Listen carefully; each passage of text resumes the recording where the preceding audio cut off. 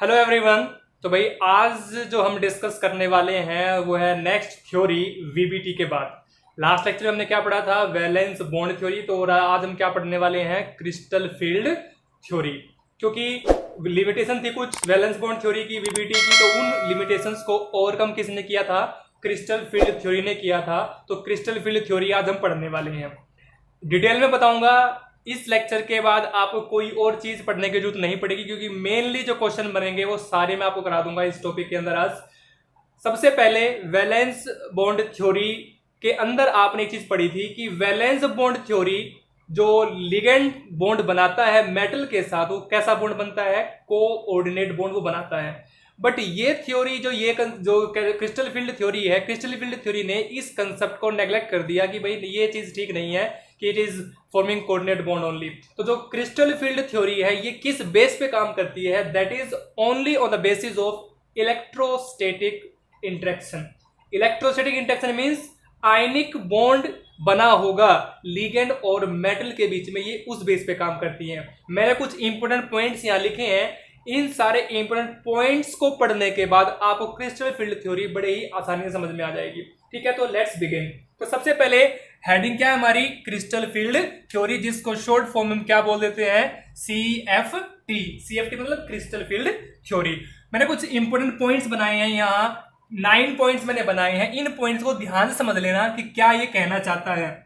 सबसे पहला पॉइंट मैंने क्या बनाया है कि जो क्रिस्टल फील्ड थ्योरी है ये कंसीडर करती है, क्या कंसीडर करती है कि जो मेटल और जो लिगेंड का बॉन्ड है वो प्योरली क्या है, आयनिक। वीबीटी क्या कहती है कि कोऑर्डिनेट बॉन्ड बना है, बट यहां CFT क्या कंसीडर करके चलती है कि जो मेटल और लिगेंड का बॉन्ड है वो प्योरली कैसा है, आयनिक। और आपको पता है अगर बॉन्ड आयनिक बना है, अगर मेटल लिगेंड का बॉन्ड आयनिक बना है तो दोनों के बीच में इंटरेक्शन क्या रहा होगा, that will be electrostatic interaction. तो नेक्स्ट पॉइंट क्या बनाया मैंने, there is an electrostatic interaction in metal and ligand. अब ये जो इलेक्ट्रोस्टैटिक इंटरेक्शन होता है ये क्या होता है, इलेक्ट्रोस्टैटिक इंटरेक्शन होता है interaction between plus and minus, या ये कह दूं कि पॉजिटिव और नेगेटिव स्पीसीज के बीच में जो इंटरेक्शन होता है that is called electrostatic interaction. जैसे सबसे सिंपल एग्जांपल क्या है, Na+Cl- दोनों के बीच में क्या होता है, इलेक्ट्रोस्टैटिक इंटरेक्शन। और इसीलिए जो कंपाउंड इन दोनों का बनता है वो क्या बनता है, आयनिक बनता है, क्योंकि बीच में बॉन्ड कैसा बना है, आयनिक बॉन्ड बना है। ठीक है, इसके बाद थर्ड पॉइंट क्या कहता है कि जो मेटल और जो लिगेंड होते हैं, ध्यान सुना, मेटल और लिगेंड होते हैं ये एक पॉइंट चार्ज की तरह बिहेव करते हैं। अगर बॉन्ड आयनिक बना है, इलेक्ट्रोस्टैटिक इंटरेक्शन होता है, तो इलेक्ट्रोस्टैटिक होने के लिए क्या चाहिए, प्लस और माइनस चाहिए। तो फिर उसने यही बात बताई है कि जो मेटल और लिगेंड है उनमें कौन प्लस होगा कौन माइनस होगा। तो ये मैंने थर्ड पॉइंट में लिखा है यहां कि metal and ligands treated as a point charge. तो मेटल और लिगेंड है वो एक पॉइंट चार्ज की तरह बिहेव करते हैं, जिनमें से लिगेंड पे चार्ज कैसा होगा, नेगेटिव। CMA का मतलब है यहां सेंट्रल मेटल एटम किसकी तरह बिहेव करेगा, it is having positive charge. तो इसके ऊपर चार्ज कैसा होगा, पॉजिटिव चार्ज। तभी तो इंटरेक्शन हो सकता है, क्योंकि मेटल और लिगेंड के बीच में इलेक्ट्रोस्टैटिक इंटरेक्शन हुआ है, और इलेक्ट्रोस्टैटिक का मतलब पॉजिटिव नेगेटिव। तो मुझे एक क्या चाहिए, पॉजिटिव, एक क्या चाहिए, नेगेटिव। पॉजिटिव मेरे पास कहां से आ गया, मेटल से आ गया, नेगेटिव मेरे पास कहां से आ गया, लिगेंड से आ गया। तो तभी क्या बन जाएगा, इलेक्ट्रोस्टैटिक इंटरेक्शन। ठीक है, बट आपको पता है कुछ लिगेंड्स ऐसे भी होते हैं जिन पे कोई चार्ज नहीं होता, जिनको हम क्या बोलते हैं, न्यूट्रल लिगेंड्स बोलते हैं। अगर न्यूट्रल लिगेंड्स बोलेंगे तो उस टाइम ध्यान सुनना, अगर आयनिक है तो उसने क्या बना लिया है, आयनिक बॉन्ड, या ये कहता है कि इलेक्ट्रोस्टैटिक इंटरेक्शन ने शो किया है। बट अगर न्यूट्रल मॉलिक्यूल आ जाए लिगेंड, या न्यूट्रल लिगेंड आ जाए, तो क्या होगा, at that time it will behave as a dipole. कैसे, क्या मैंने पॉइंट लिखा है नेक्स्ट कि न्यूट्रल लिगेंड अगर आता है, neutral ligands are treated as a dipole, वो एक डायपोल की तरह बिहेव करेगा। और आपके न्यूट्रल लिगेंड कौन कौन से होते हैं, वाटर होता है, अमोनिया होता है, EN होता है। अगर ये डायपोल की तरह बिहेव तो फिर इंटरेक्शन कैसे शो करेगा, आपको पता है मेटल पे चार्ज क्या होता है, पॉजिटिव। मैं वाटर ही ले लेता हूं, वाटर में H पे चार्ज कैसा होता है, पॉजिटिव, और O पे चार्ज कैसा होता है, negative, due to more electronegativity than hydrogen. अब जो ये नेगेटिव है ये इसके साथ क्या शो करता है, इंट्रैक्शन शो करता है। तो बट ध्यान रखना ये आयनिक नहीं है, ये क्या है, डायपोल है। वैसे पता होगा कि यहाँ partially negative positive partially negative, ये जो पार्शली नेगेटिव है due to the more electronegativity of oxygen है। तो यहां ये डायपोल की तरह काम कर रहा है, एनायन या नेगेटिव स्पीशीज की तरह काम नहीं कर रहा है, ध्यान रखना। उसके बाद क्या पॉइंट बनाया मैंने कि जो 5d ऑर्बिटल्स होते हैं, सभी को पता है डी में कितने ऑर्बिटल होते हैं, 5 ऑर्बिटल होते हैं। तो 5d ऑर्बिटल्स मतलब जो 5d ऑर्बिटल होते हैं ऑफ किसके होते हैं, वो CMA के, सेंट्रल मेटल एटम के। इन किस स्टेट में, इन आइसोलेटेड गैसियस स्टेट में। 5d orbitals of central metal atom in isolated gaseous state, ध्यान रखना गैसियस स्टेट में है, जब वो किसी से जुड़ा हुआ नहीं है, उसने किसी के साथ बॉन्ड नहीं बना रखा है। एट दैट टाइम उसके जितने भी ऑर्बिटल होते हैं, पांचों के 5 ऑर्बिटल की एनर्जी क्या रहती है, सेम। जब कोई central metal atom isolated gaseous state में होता है तो उसके सारे ऑर्बिटल, कौन से कितने ऑर्बिटल हैं, 5, तो 5 के 5d ऑर्बिटल की एनर्जी क्या रहेगी, सेम। और जब एनर्जी सेम होती है तो उसको हम क्या बोल देते हैं, उसकी डीजनरेसी। एक वर्ड मिलेगा एनसीईआरटी बुक में, degenerate orbital. Degenerate orbital means those orbitals whose energies are equal, जिनकी एनर्जीज क्या होती है, इक्वल। अगर कोई बॉन्ड नहीं बना है तो ध्यान रखना, अगर वो फ्री फॉर्म में है, मेटल के जो डी ऑर्बिटल हैं अगर वो फ्री फॉर्म में है, so they all are having equal energies, और इक्वल एनर्जी को क्या बोल दिया गया है, degeneracy. So they will show degeneracy when they are free, they are not approaches or associated with any ligand, ठीक है। आफ्टर दैट अगर अब जब ये फ्री थे तो सेम एनर्जी थी, बट जैसे ही लिगेंड, क्योंकि हम तो क्या पढ़ रहे हैं, कॉम्प्लेक्स कंपाउंड, अब जैसे ही लिगेंड अप्रोच करेंगे मेटल की तरफ तो क्या होगा, द डीजनरेसी मतलब जो सेम एनर्जी थी, the degeneracy of 5d orbitals क्या हो जाएगी, अपलिफ्ट। ध्यान सुनना इस चीज को कि जो 5d ऑर्बिटल्स हैं उनकी जो एनर्जी है, the degeneracy of 5d orbitals क्या हो जाएगी, अपलिफ्ट। या ये कहूं कि जो मेरे 5d ऑर्बिटल्स है अगर उनकी एनर्जी यहां थी कब, लिगेंड आने से पहले, तो ये क्या हो जाएगी, ये अपलिफ्ट हो जाएगी, यहां से यहां उठ जाएगी। बट कब हो जाएगी, व्हेन लिगेंड्स अप्रोचेज, जब उसकी तरफ कौन आएगा, लिगेंड्स आएंगे। मतलब ध्यान सुनना, जब फ्री फॉर्म में है तो मेरे सारे ऑर्बिटल की एनर्जी यहां है, बट जैसे ही लिगेंड्स इसकी तरफ आना स्टार्ट होंगे, बॉन्ड बनाने की कोशिश करेंगे, तो इनकी एनर्जीज क्या हो जाएगी, अपलिफ्ट हो जाएगी। मतलब यहां से एनर्जी यहां पहुंच जाएगी, और यहां एनर्जी पहुंचने के बाद जब लिगेंड्स की फिलिंग स्टार्ट होगी तो वहां 2 चीजें होंगी। ध्यान सुना मैंने क्या कहा, यहां फ्री फॉर्म में एनर्जी, यहां कब आ गई, जब उसकी तरफ लिगेंड्स आने स्टार्ट हुए, और जब लिगेंड्स आके बॉन्ड बनाने की कोशिश कर रहे हैं तो यहां पे 2 चीजें होंगी, एक क्या होगा, अट्रैक्शन, दूसरा क्या होगा, रिपल्सन, ठीक है। और जब अट्रैक्शन और रिपल्सन होंगे तो वो पांचों के पांचों डी ऑर्बिटल स्प्लिट हो जाएंगे 2 हिस्सों में, मतलब 2 टाइप से वो स्प्लिट हो जाएंगे, एक बना लेगा T2Z, एक बना लेगा EZ। यही पॉइंट मैंने बनाया है।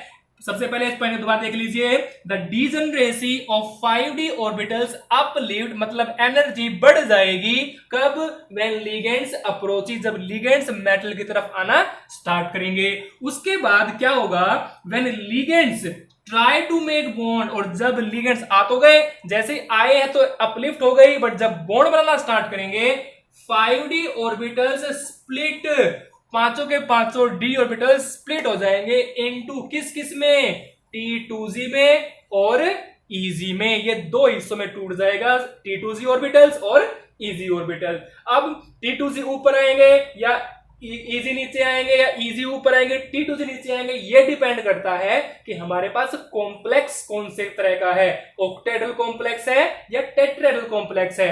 ऑक्टेहेड्रल कॉम्प्लेक्स में T2Z नीचे आएंगे, EZ ऊपर आएंगे, बट टेट्राहेड्रल में जस्ट रिवर्स हो जाएगा, इजी नीचे आएंगे और T2Z ऊपर आएंगे। तो ये चीज मैं डिस्कस करूंगा, बट उससे पहले आपको केवल पॉइंट ध्यान रखने हैं कि स्प्लिटिंग होके बनेगा क्या। तो 5D ऑर्बिटल स्प्लिट हो जाएंगे दो पार्ट में, T2Z और EZ। फिर से कह रहा हूं, स्प्लिटिंग दो चीजों के कारण होती है, एक होती है अट्रैक्शन के कारण, एक होती है रिपल्सन के कारण। और ये अट्रैक्शन रिपल्सन किसका? लिगेंड का मेटल ऑर्बिटल के साथ। लिगेंड का मेटल ऑर्बिटल के साथ जब इंट्रैक्शन होगा तो वहां दो चीजें हो सकती हैं, या तो वो अट्रैक्ट करेगा या वो रिपेल करेगा। अगर अट्रैक्शन करता है, इफ अट्रैक्शन कॉजेज या अट्रैक्शन कॉजेज, जब अट्रैक्शन होगा तो क्या होगा? डिक्रीज होगा ऑर्बिटल की एनर्जी में। मतलब जो नीचे वाले होंगे उनकी एनर्जी कम, जो ऊपर वाले होंगे उनकी एनर्जी हाई। तो जो नीचे वाले होंगे वो ऑर्बिटल्स कौन से होंगे? जहां अट्रैक्शन होगा। बट रिपल्सन कॉजेज, रिपल्सन क्या कॉज करता है? Increase in orbital energy. जिन ऑर्बिटल्स की एनर्जी हाई होगी, इसका मतलब वहां क्या हुआ है? रिपल्सन हुआ है। अब अट्रैक्शन कहां होगा, रिपल्सन कहां होगा या कब होगा, ये बात डिपेंड किस पे करती है कि अगर लिगेंड आता है इन बिटवीन एक्सिस, ध्यान सुनना, अगर लिगेंड आता है इन बिटवीन एक्सिस, और अगर तो उस टाइम क्या होगा? अट्रैक्शन। बट अगर लिगेंड आता है अलोंग द एक्सिस तो क्या होगा? रिपल्सन। अब ये इन बिटवीन द एक्सिस क्या होता है और अलोंग द एक्सिस क्या होता है, ये ही चीज हमें डिस्कस करनी है। और इस चीज को क्लियर होते ही आपको सारी चीजें समझ में आ जाएंगी कि स्प्लिटिंग कैसे होती है, ऑक्टाहेड्रल में कैसे होगी और टेट्राहेड्रल में कैसे होगी। ठीक है, so let's start with our crystal field splitting. सबसे पहले octahedral complex. So now we are going to discuss first crystal field splitting in octahedral compounds. तो मैंने यहां लिखा है CFS। CFS में जहां भी लिखूंगा क्रिस्टल फील्ड स्प्लिटिंग इन octahedral coordination कंपाउंड। अगर कोऑर्डिनेशन कंपाउंड ऑक्टाहेड्रल है तो वहां स्प्लिटिंग आपकी कैसी होगी? जैसे मैंने भी आपको पॉइंट्स में बताया कि T2Z और EZ दो तरह की स्प्लिटिंग होगी, बट दो तरह की स्प्लिटिंग डिपेंड किस पे करती है? अट्रैक्शन और रिपल्सन पे। अब attraction in between the axis, repulsion along the axis. अब वो ऑक्टाहेड्रल कॉम्प्लेक्स में हम समझेंगे कि इस ऑक्टाहेड्रल कॉम्प्लेक्स में लिगेंड्स अलोंग द एक्सिस आएगा या इन बिटवीन द एक्सिस आएगा। ठीक है, सो लेट्स स्टार्ट। सबसे पहले मैंने यहां d ऑर्बिटल आपके लिखे हैं। तो d ऑर्बिटल आपके 5 होते हैं। सबसे पहले मैंने लिखा है dxy, dyz, dxz, dx² minus y² and dz²। ये आपने 11th क्लास में पढ़ रखे होंगे। ठीक है, तो ये आपके डी ऑर्बिटल होते हैं। वहां आपने पढ़ा ना shape of orbitals, S block, P block, D block, तो वहां आपने सारे शेप पढ़ सकते हैं। कैसा होता है? डबल डंबल, या सिंपली कह सकते हैं हम डबल डंबल आएंगे हर एक केस के अंदर, चाहे वो कोई भी ऑर्बिटल हो। ये एक सिंपली ये क्या कहलाता है? डंबल। बट डंबल कितने हैं? 2 हैं, तो डबल डंबल आ जाएगा। ठीक है, तो डी ऑर्बिटल ये 5 स्ट्रक्चर मैंने यहां बनाए हैं, नाम भी मैंने लिखे हैं। अगर एक्सिस एक्स और वाई के इन बिटवीन आए, ध्यान देना, ये एक्स एक्सिस, ये वाई एक्सिस, और जो लोब्स बने हैं, जो ये आपके लोब्स बने हैं या डंबल बने हैं, they are in between the axis. यहां y और z एक्सिस के बीच में बने हैं, या x और z एक्सिस के बीच में बने हैं। इसीलिए ऑर्बिटल का नाम क्या हो गया? dxy, dyz and dxz। But in दोनों को चेक करो, इन दोनों के अंदर जो आपके लोब्स बने हैं या आपके ऑर्बिटल्स बने हैं, वो ऑन द एक्सिस बने हैं या इन बिटवीन द एक्सिस बने हैं? They are on the axis means along the axis बने हैं। तो इसीलिए इस ऑर्बिटल को बोला गया है dx² माइनस y², क्योंकि एक एक्सिस कौन सी है आपकी? x, एक दूसरी एक्सिस कौन सी आपकी? y। यहां आपका dz², क्योंकि ये एक्सिस कौन सी है? dz है, तो इसीलिए z एक्सिस पे बना है, तो dz²। ये आपको जो रिंग दिखाई दे रही होगी, ये दूसरा डी ऑर्बिट, दूसरा ऑर्बिटल है, वो भी कौन सी एक्सिस पे है? z एक्सिस पे ही है। इसको आप एक तरीके से और डिनोट कर सकते हो, कंफ्यूज मत होना। इसको आप ऐसे ड्रॉ करें और एक ऑर्बिटल इसके अंदर ड्रॉ कर दें। आप इसको ऐसे भी ड्रॉ कर सकते हैं, ये भी आपका क्या है? dz²। ठीक है, तो इन दोनों में से कोई भी आप एक बना सकते हैं, हालांकि मैक्सिमम बुक के अंदर आपको यही देखने को मिलेगा। ठीक है, तो अब ये तो होते हैं आपके अलोंग द एक्सिस और ये होते हैं आपके इन बिटवीन द एक्सिस। को फिलहाल मैं रब कर देता हूं। ठीक है, अब ये क्या लिखा है मैंने यहां, देखिए ध्यान से, आपको पता है आपकी जो एक्सिस कोऑर्डिनेट्स होते हैं उनके बीच में एंगल कितना होता है 90 डिग्री। चाहे आप एक्स वाई के बीच में चेक करें 90 डिग्री, वाई जेड के बीच में 90 डिग्री, एक्स जेड के बीच में कितना होता है 90 डिग्री। तो यहां मैंने एक ऑक्टाहेड्रल अरेंजमेंट बनाया है और ये ऑक्टाहेड्रल अरेंजमेंट में सभी को पता है ऑक्टाहेड्रल अरेंजमेंट में एंगल कितना होता है 90 डिग्री। और इधर मैंने एक बनाया है, आपके पास ये कोऑर्डिनेट्स होते हैं आपके, जो आप एक्सिस बोलते हो ना कोऑर्डिनेट्स या एक्सिस, तो ये मेरी एक्स वाई जेड एक्सिस है या कोऑर्डिनेट्स हैं। यहां भी एंगल कितना होता है 90 डिग्री, सारे एंगल 90 डिग्री हैं, यहां भी सारे एंगल 90 डिग्री हैं। तो जो मेरे एक्स वाई जेड कोऑर्डिनेट हैं वो रिजेंबल कर रहे हैं यहां। अगर मैं इसको एक्स एक्सिस मान लूं तो ये मेरी वाई एक्सिस हो जाएगी और ये मेरी जेड एक्सिस हो जाएगी अकॉर्डिंग टू दिस कोऑर्डिनेट, क्योंकि यहां कोऑर्डिनेट के बीच में सब में एक्सिस कितना एंगल कितना 90 डिग्री, तो यहां पे कितना सबके बीच में 90 डिग्री। किसी को मैंने इसको एक्स मानना जरूरी नहीं है, आप इसको एक्स मान सकते हो, आप इसको एक्स मान, तो वो आपकी मर्जी है। तो मैंने अगर इसको एक्स मान लिया तो ये मेरा वाई मान लिया, ये मैंने जेड मान लिया। अब ध्यान में क्या रखना है कि इसके अंदर कितने ऑर्बिटल्स हैं, ऑक्टाहेड्रल है, तो इसके अंदर मेटल के डी ऑर्बिटल भी होंगे। मेटल के डी ऑर्बिटल कौन कौन से होते हैं, ये जो मैंने ऊपर लिखे हैं, ये मेटल के डी ऑर्बिटल, यहां ये भी क्या है मेटल है, तो ये मेटल के पांचों डी ऑर्बिटल यहां प्रेजेंट हैं। बट वो पांचों डी ऑर्बिटल अलग अलग बिहेवियर शो करते हैं जब कौन आता है, जब लिगेंड आता है।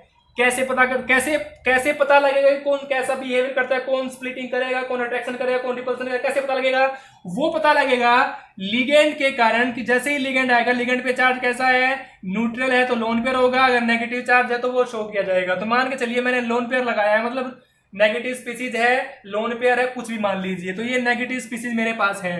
जैसे ही लिगेंड इस मेटल के डी ऑर्बिटल से बॉन्ड बनाना चाहेगा, अब ध्यान देने वाली बात क्या है, ये सारी की सारी जो एक्सिस हैं ये 90 डिग्री एक्सिस है, और 90 डिग्री के साथ अकॉर्डिंग 90 डिग्री का मतलब क्या है कि ये मेरी एक्स वाई जेड कोऑर्डिनेट है जिनके ऊपर 90 डिग्री का एंगल है। अगर कोई लिगेंड यहां आना चाहेगा या यहां आना चाहेगा या यहां आना चाहेगा, तो वो डिपेंड करेगा वो किस ऑर्बिटल के पास आ रहा है।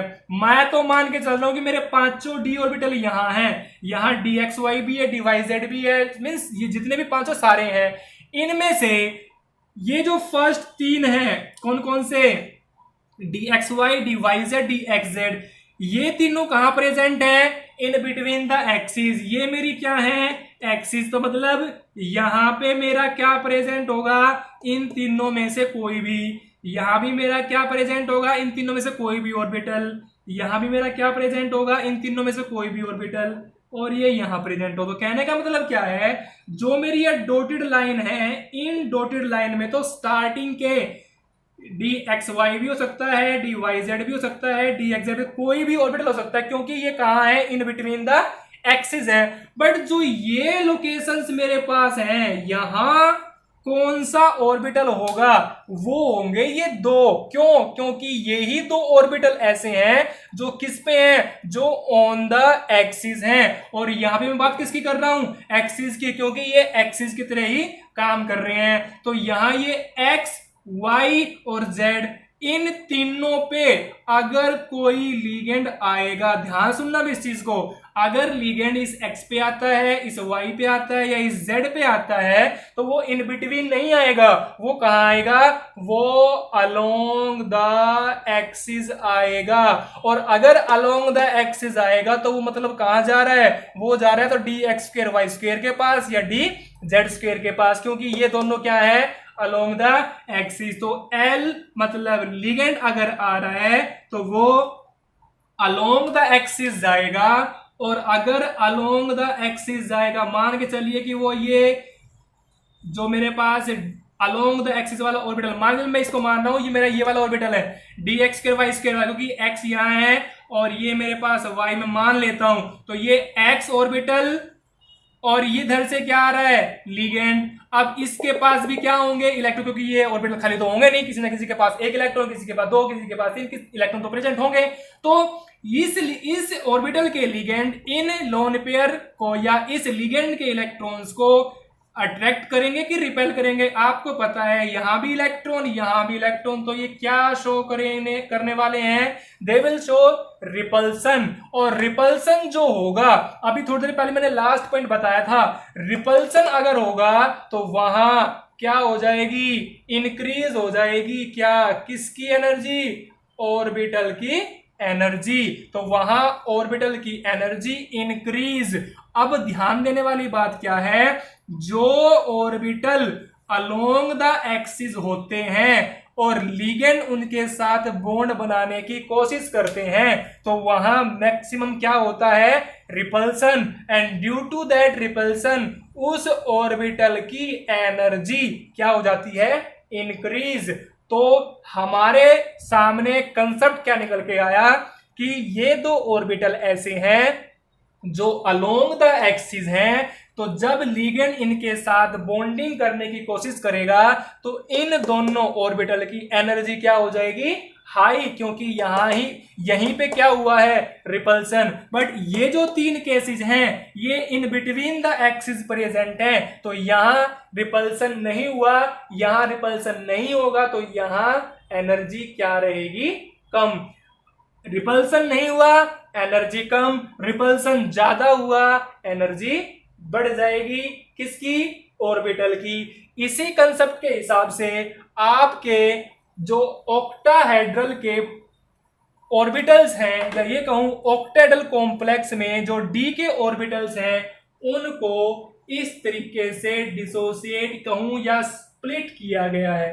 कैसे स्प्लिट किया गया है, सबसे पहले तो ये मेरे पास डी के ऑर्बिटल कब, जब फ्री फॉर्म में है, यहां से यहां थोड़े से अपलिफ्ट हो गए हैं, अपलिफ्ट होने के बाद ये स्प्लिट हो गए हैं। ध्यान सुने मैंने क्या कहा, ये डी ऑर्बिटल कब, जब फ्री फॉर्म में है, जब कोई लिगेंड नहीं आया है। ये कब, जब लिगेंड आना स्टार्ट हुए, ये लिगेंड के इलेक्ट्रॉन्स के स्फेरिकल फील्ड में आ चुका है। अब ये थोड़ा सा क्या हो गया, अपलिफ्ट होने के बाद जब लिगेंड बॉन्ड बनाना स्टार्ट करेंगे तो ये क्या हो जाएगा, स्प्लिट हो जाएगा। किसमें स्प्लिट हो जाएगा, नीचे वाला T2Z, ऊपर वाला EZ। अब कहोगे कि सर T2Z नीचे क्यों, क्योंकि मैंने पहले ही बताया T2Z कहां है, they are in between the axis. और अगर ये इन बिटवीन द एक्सिस होंगे, ध्यान देना ये इन बिटवीन द एक्सिस हैं, तो इन बिटवीन द एक्सिस रिपल्सन नहीं होगा, रिपल्सन नहीं होगा तो एनर्जी क्या हो जाएगी, लो। बट यहां क्या हुआ है, रिपल्सन, और रिपल्सन हुआ तो एनर्जी क्या हो जाएगी, हाई। तो और एनर्जी हाई केवल इन दो ऑर्बिटल की हो जाएगी, क्योंकि इन्हीं के सामने, या ये ही दो किसके अलोंग रहते हैं, they are along the axis. यही दो ऑर्बिटल ऐसे हैं जो अलोंग द एक्सिस हैं। तो अलोंग द एक्सिस होने के कारण इन दोनों ऑर्बिटल, ये दो ऑर्बिटल जो हैं, ये आपका d x square y square और ये डी जेड स्क्वायर है। मैं यहां लिख देता हूं, it is d x square y square और डी जेड स्क्वायर। ये आपके पास d x y, d y z और ये डी एक्स जेड है। ध्यान देने वाली बात क्या है, पेपर में क्वेश्चन कैसे बनता है, पेपर में क्वेश्चन ये बनता है जो इन दोनों की एनर्जी होती है उसमें कितना डिफरेंस होता है। ये जो ऑर्बिटल है यहाँ, ये जो ऑर्बिटल आए हैं यहाँ एनर्जी कैसी है, एवरेज एनर्जी। अब कहोगे एवरेज एनर्जी कैसे, क्योंकि भाई ये अपलिफ्ट हुई है, यहाँ पे डिसऑर्डर आया है, बट यहाँ एनर्जी कैसी है, यहाँ एनर्जी सेम है। ये डीजनरेट, ये नॉन डीजनरेट, या जब उसके फील्ड में लिगेंड्स आना स्टार्ट हुए हैं, एवरेज एनर्जी बन गई। ये जो बीच वाली लाइन मैंने बनाई है ये नॉर्मल लाइन है, इसको बोला जाता है बरी सेंटर। जो ये डॉटेड लाइन मैंने बनाई है क्या बोलते हैं, बरी सेंटर। मतलब यहाँ एनर्जी इक्वल है सभी की, बट चेक करें यहाँ तो इक्वल है, बट इस केस में क्या हुआ, ऊपर से नीचे और नीचे से ऊपर। ऊपर कितने ऑर्बिटल हैं, दो, नीचे कितने ऑर्बिटल हैं, तीन। अगर ऊपर दो ऑर्बिटल है तो ऊपर कितनी एनर्जी रह गई, टोटल 5, तो 5 और ऊपर कितने रहे हैं, 2, तो 3/5, नीचे कितनी रहेगी 2/5। टोटल एनर्जी कितनी होती है, टोटल एनर्जी होती है डेल्टा ओ। ओ का मतलब यहाँ किससे है, ऑक्टाहेड्रल से है, जो कि इक्वल होता है 10 DQ के। ध्यान देने वाली बात क्या है, 3/5 लिखा है तो मतलब एनर्जी कितनी हो गई 0.6, ये कितनी हो गई 0.4। टोटल देखेंगे इक्वल टू 1 आएगा और ये 1 delta o equal to 10 DQ के होता है। कंफ्यूज करने का नहीं, केवल समझने का है, चिपका देने का है। कैसे, नीचे 3 ऑर्बिटल dxy dz dxz, ऊपर 2 ऑर्बिटल dx² - y² dz²। ऊपर वाले ऑर्बिटल की एनर्जी हाई है, क्यों हाई है, क्योंकि अलोंग द एक्सिस आते हैं तो रिपल्सन फील करते हैं, रिपल्सन फील करेंगे तो एनर्जी बढ़ जाएगी। कितनी बढ़ जाएगी 3/5। इनकी कम कितनी हो जाएगी 2/5। नीचे 2/5, ऊपर 3/5। 3/5 का मतलब 0.6 डेल्टा ओ, इसकी 2/5 का मतलब 0.4 डेल्टा ओ। दोनों को ऐड करोगे टोटल कितनी बननी चाहिए 1, तो 1 डेल्टा ओ बराबर किसके होता है 10 DQ के बराबर होता है। ये मैंने लिखा बरी सेंटर। बरी सेंटर क्या होता है, नॉर्मल एनर्जी या वो एनर्जी जो आपकी एवरेज एनर्जी है, जो एक स्टैंडर्ड एनर्जी है उसके रेस्पेक्ट में बड़ी है, उसके रेस्पेक्ट में घटी है। ये हम बरी सेंटर को मान के चलते हैं। तो बरी सेंटर एक स्टैंडर्ड एनर्जी है, एक इक्वल एनर्जी है, या कहें कि एक एवरेज एनर्जी है जिसके रेस्पेक्ट में एनर्जी बढ़ी है, एनर्जी घटी है। तो this is the crystal field splitting in octahedral complex. ध्यान रखना, ऑक्टाहेड्रल में इजी ऊपर आएगा, T2Z नीचे आएगा, क्योंकि T2Z का मतलब 3 ऑर्बिटल जो हैं ये इन बिटवीन द एक्सिस आते हैं। इन बिटवीन द एक्सिस, ये कहें अट्रैक्शन शो करेंगे, अट्रैक्शन का मतलब energy decrease. Easy dx² y² dz², ये कहाँ आते हैं अलोंग द एक्सिस आते हैं। अलोंग द एक्सिस आएंगे, जब लिगेंड आएगा तो मैक्सिमम रिपल्सन फील होगा, और जैसे रिपल्सन फील होगा एनर्जी इंक्रीज। किसकी एनर्जी, ऑर्बिटल की एनर्जी। बात समझ आई। So that is about octahedral complex crystal field splitting. एक चीज नोट कर लेंगे, यहां नोट क्या करनी है ताकि आपको फिगर देखते ही याद आ जाए। क्या याद आ जाएगा, जैसे मैंने लिखा ये क्या है, इन बिटवीन द एक्सिस, मतलब these 3 orbitals are in between the axis, these 2 orbitals are along the axis. In between the axis मैंने लास्ट जो 8th पॉइंट बनाया था वो चेक कर लेना। इन बिटवीन द एक्सिस मैंने क्या लिखा था, दे विल शो अट्रैक्शन, ठीक है। अलोंग द एक्सिस मैंने वहां क्या लिखा था, मैंने लिखा था दे विल शो रिपल्सन। और अगर अट्रैक्शन शो करेंगे तो एनर्जी, कौन सी एनर्जी, ऑर्बिटल एनर्जी क्या हो जाएगी डिक्रीज। अगर रिपल्सन शो करेंगे तो ऑर्बिटल एनर्जी क्या हो जाएगी इंक्रीज। तो ये मैंने आपके लिए एक कंसेप्ट बना दिया, यहाँ एक ट्रिक बना दी। ध्यान रखना, अगर ऑर्बिटल अलोंग द एक्सिस होंगे तो लिगेंड फिल करेंगे, क्या हो जाएगा रिपल्सन, और अगर रिपल्सन हो जाएगा तो ऑर्बिटल की एनर्जी ज्यादा। इसी तरीके से अगर ऑर्बिटल कैसे होंगे इन बिटवीन द एक्सिस, तो वहां क्या होगा अट्रैक्शन, अट्रैक्शन होगा तो वहां ऑर्बिटल की एनर्जी क्या हो जाएगी डिक्रीज। बात समझ आ गई। तो ये चीज आपको ध्यान रखनी है ऑक्टाहेड्रल क्रिस्टल फील्ड स्प्लिटिंग के अंदर। बात समझ आ गई। सो that is about octahedral crystal field splitting. Tetrahedral coordination compound में क्या होने वाला है, that is just reverse of octahedral complex. आपको सभी को पता है, हमने जो ऑक्टाहेड्रल में पढ़ा था, ऑक्टाहेड्रल में हमने कुछ इस तरीके से पढ़ा था कि डीजनरेट ऑर्बिटल नॉन डीजनरेट हो जाते हैं, और नॉन डीजनरेट होने के बाद वो अपने आप को स्प्लिट करते हैं 2 पार्ट में। ये कब था, जब फ्री आयन था, मतलब फ्री मेटल आयन था। अगर फ्री मेटल आयन है तो यहां सारे ऑर्बिटल्स की एनर्जी क्या होगी सेम इस टाइम ये क्या शो कर रहा है, ये शो कर रहा है डीजनरेसी, डीजनरेट ऑर्बिटल है, बट यहां ये क्या हो जाते हैं, नॉन डीजनरेट, या फिर ये कह दूं कि ये एवरेज एनर्जी के हो जाते हैं, ठीक है। बट यहां ये कैसे थे, डीजनरेट का मतलब क्या होता है, सेम एनर्जी, यहां ये सेम एनर्जी के थे इसलिए डीजनरेसी थी, या इसलिए डीजनरेट ऑर्बिटल थे। बट यहाँ ये क्या होते हैं, एवरेज एनर्जी, और जब लिगेंड फिल होना स्टार्ट होते हैं तो ये अपने आप को तोड़ता है, स्प्लिट कर लेता है दो हिस्सों में। किस किस में, एक बनाता है ये इजी और एक बनाता है ये T2Z। इजी में 2 ऑर्बिटल आपके गए थे, वो हमने पढ़ रखे थे वहां। ये बीच वाली लाइन आपकी क्या क्या है, बरी सेंटर, ठीक है। बट ये काम कब था, जब हम पढ़ रहे थे octahedral.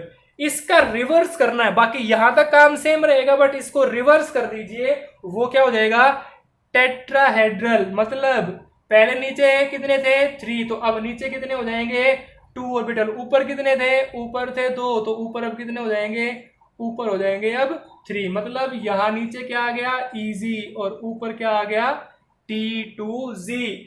That is the change only, इसके अलावा और कोई चेंज नहीं है, केवल यही चेंज है किसमें, टेट्राहेड्रल में। बाकी यहां से यहां एनर्जी, वहां हमने क्या मानी थी, डेल्टा ओ, यहां क्या मानेंगे, डेल्टा टी। यहां से यहां वहां कितनी थी, अगर मैं ऑक्टेडल की बात करूं तो यहां थी कितनी 3/2, बट अब कितनी आ जाएगी, सॉरी कितनी थी 3/5, अब कितनी आ जाएगी 2/5। यहां कितनी हो जाएगी, यहां हो जाएगी 3/5। टोटल कितने हैं 5, नीचे कितने आ गए 2 आ गए, तो कितने रह गए 3, ऊपर कितने पहुंच गए 3, तो कितने गए 2, तो 2/5 ऊपर है और 3/5 नीचे है। हालांकि टोटल रहेगी 1 ही, क्योंकि 1 डेल्टा टी है यहाँ पे, तो टोटल 1 ही रहेगी। अगर मैं ऊपर चेक करूं तो ऊपर मेरे पास कितनी हो गई, ये हो गई 0.4, नीचे कितनी हो गई 0.6, टोटल कितना बनेगा 0.4 0.6, तो कितना 1.0, वही मैंने कहा टोटल रहेगी 1, बट किस केस के अंदर, ये रहेगी टेट्राहेड्रल के अंदर। बात समझ में आ गई। अब इसके बारे में एक बात आपको ध्यान रखनी है, जो कि कॉम्पिटिटिव एग्जाम में कई बार पूछी गई है, ध्यान देना, वो कई बार पूछे कॉम्पिटिटिव एग्जाम में, कई बार वो रिलेशन करके पूछ लेता है कि जो डेल्टा टी है इसका क्या रिलेशन है डेल्टा ओ के साथ, ठीक है। वो कई बार वैल्यू पूछ ले तो बताऊंगा क्या है। पॉइंट क्या याद रखना है, for same metal same ligand and same metal ligand distances, it can be shown that कि जो डेल्टा टी होता है वो इक्वल होता है 4/9 ऑफ डेल्टा ओ। ये बात आपको ध्यान रखनी है, और यही बात कॉम्पिटिटिव एग्जाम में कई बार पूछ ली जाती है। क्या पूछ ली जाती है कि अगर मेरे पास मेटल सेम हो, लिगेंड भी सेम हो, ठीक है, अलग अलग कंपाउंड की बात कर रहे हैं, कि अगर सेम मेटल हो सेम ही लिगेंड हो और मेटल और लिगेंड की डिस्टेंस भी क्या हो, सेम, तो ये देखने को मिला है कि जो डेल्टा टी है वो इक्वल हो जाता है 4/9 ऑफ डेल्टा ओ। बट ये काम कब होगा, केवल जब लिगेंड्स भी सारे क्या होंगे सेम और मेटल भी क्या होंगे सेम, और उनके बीच की जो डिस्टेंसेस भी होगी वो क्या होगी सेम। ये बात कई बार पूछ ली जाती है कॉम्पिटिटिव एग्जाम में कि delta t is equal to delta o, कितनी वैल्यू, यहाँ कई बार वो 4/9 कर देता है, कई बार 5/9 कर देता है, कई बार 9/4 कर देता है, तो वो पूछ लेता है कि इनमें से कौन सी वैल्यू वो करेक्ट है, इनमें से कौन सी वैल्यू करेक्ट है। तो कॉम्पिटिटिव एग्जाम में ये क्वेश्चन कई बार पूछ लिया जाता है। अब बात आती है कि बोर्ड सीबीएसई बोर्ड एग्जाम में ये क्वेश्चन कई बार पूछा गया है, जो मैं बताने वाला हूं। कौन सा क्वेश्चन है जो कई बार पूछ लिया गया है, क्वेश्चन नोट करेंगे। क्वेश्चन क्या है, ये कॉम्पिटिटिव एग्जाम में भी, ये आपको कॉम्पिटिटिव एग्जाम के लिए पॉइंट ऑफ व्यू से इंपॉर्टेंट है, और ये आपको CBSE exam point of view से इंपॉर्टेंट है। क्वेश्चन क्या है, why are low spin tetrahedral complex rarely observed. ये क्वेश्चन सीबीएसई में पूछा गया है, ध्यान रखना। Why are low spin tetrahedral complex, ध्यान दें, low spin tetrahedral complex rarely observe, मतलब टेट्राहेड्रल कॉम्प्लेक्स में लो स्पिन से अपना IOC याद कर लेना, याद होगा मैंने ट्रिक बताई थी। क्या ट्रिक बताई थी? IOC की ट्रिक बताई थी और OOC की ट्रिक बताई थी। इनके मैंने दूसरे नाम भी आपको बताए थे। अगर IOC बनाएगा तो मतलब अंदर घुस जाएगा, अंदर घुस जाएगा तो क्या बनेगा? स्पिन पेयर्ड बन जाएगा। ये OOC अंदर नहीं घुसेगा, बाहर ही रहेगा, तो क्या हो जाएगा? स्पिन फ्री हो जाएगा। अगर स्पिन पेयर्ड हो जाएगी मतलब पेयरिंग हो जाएगी, अगर पेयरिंग हो जाएगी तो स्पिन क्या रहेगी? लो। स्पिन कैसी रहेगी? लो। और अगर स्पिन फ्री हो जाएगी तो स्पिन क्या रहेगी? हाई। तो उसने क्या कहा कि लो स्पिन किसमें? टेट्राहेड्रल में low spin complex rarely observe होते हैं। मतलब क्या उसके कहने का मतलब ये है कि जो लो स्पिन कॉम्प्लेक्स हैं, मतलब IOC कॉम्प्लेक्स हैं, वो टेट्राहेड्रल में देखने को कम ही मिलते हैं। इसका आंसर क्या लिखोगे? इसका आंसर आपको यहां से मिल जाएगा। कैसे मिल जाएगा? कि लो स्पिन का मतलब इनर ऑर्बिटल कॉम्प्लेक्स बनाएगा, बट उसने ये कहा कि ये नहीं बनता है, मतलब IOC नहीं बनेगा। क्यों नहीं बनेगा? क्योंकि पेयरिंग नहीं होगी। ध्यान से सुने, लो स्पिन कब नहीं होगा? जब पेयरिंग नहीं होगी। अगर पेयरिंग नहीं होगी तो IOC नहीं बनेगा। इसका आंसर यहीं से मिलेगा। Why are low spin complex rarely observe. Low spin complex नहीं बनते हैं। क्यों नहीं बनते हैं? क्योंकि पेयरिंग नहीं होती। क्या नहीं होती? पेयरिंग। अगर पेयरिंग हो जाएगी तो IOC बन जाएगा, बट पेयरिंग नहीं होती क्योंकि पेयरिंग होने के लिए एक एनर्जी लगती है, that is called pairing energy. तो पेयरिंग एनर्जी पूरी नहीं मिलती, या ये कहूं सफिशिएंट पेयरिंग एनर्जी ना मिलने के कारण ये कॉम्प्लेक्स रेयरली बनते हैं। अगर मैं इसका आंसर यहां लिखना चाहूं तो इसका आंसर क्या बनेगा? इस क्वेश्चन का आंसर ये बनने वाला है, because the orbital splitting energy is not sufficiently large for pairing। तो पेयरिंग के लिए सफिशिएंट एनर्जी नहीं मिलती। यही बात मैंने यहां बताई थी कि लो स्पिन नहीं बनते, मतलब पेयरिंग नहीं होती, और पेयरिंग नहीं होती तो IOC नहीं बनेगा, मतलब लो स्पिन कॉम्प्लेक्स नहीं बनेगा। तो because of orbital splitting energy is not sufficiently large large for pairing. तो मतलब पेयरिंग के लिए वो एनर्जी सफिशिएंट नहीं है।